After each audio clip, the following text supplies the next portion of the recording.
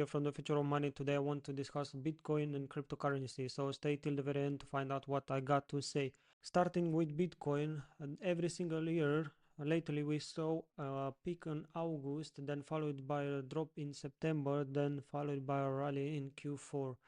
And it's going to happen this time same. Let's see.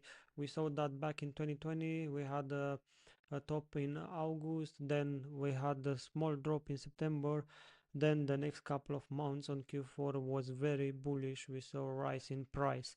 Now what's happened now? Well, I want to say why don't you get trapped right now is just because we see a small pullback which was necessary because people was taking risk on positions with leverage, and we got to liquidate that long positions with high leverage. Now that happened back in 2020 2021 cycle. As you can see, we rise in price, then we stagnate for a couple of days, and then we continue the rally.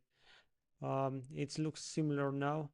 As you can see, we are stagnating for a little bit. We are going to drop probably back to the bull market support band and then continue the rally. My target for this cycle is 160,000 per Bitcoin.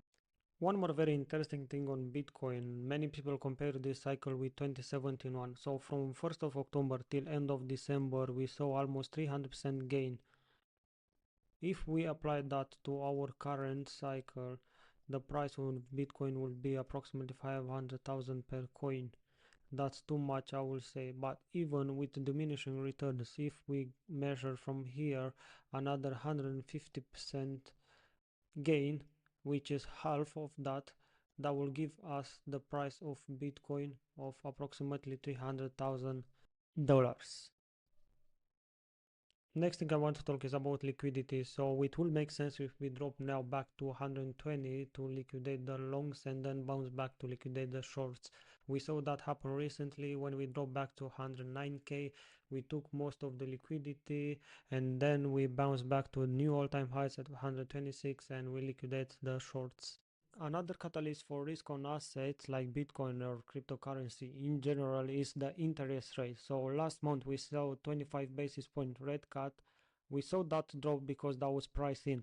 By year end we expect another 50 basis points that is not priced in. Also to follow at the next FOMC, which is in 21 days approximately, is Jerome discussion about ending the QT and switching to quantitative easing. That will be very bullish. Another very bullish news comes from Trump, and he say probably is gonna give a stimulus check of $2,000.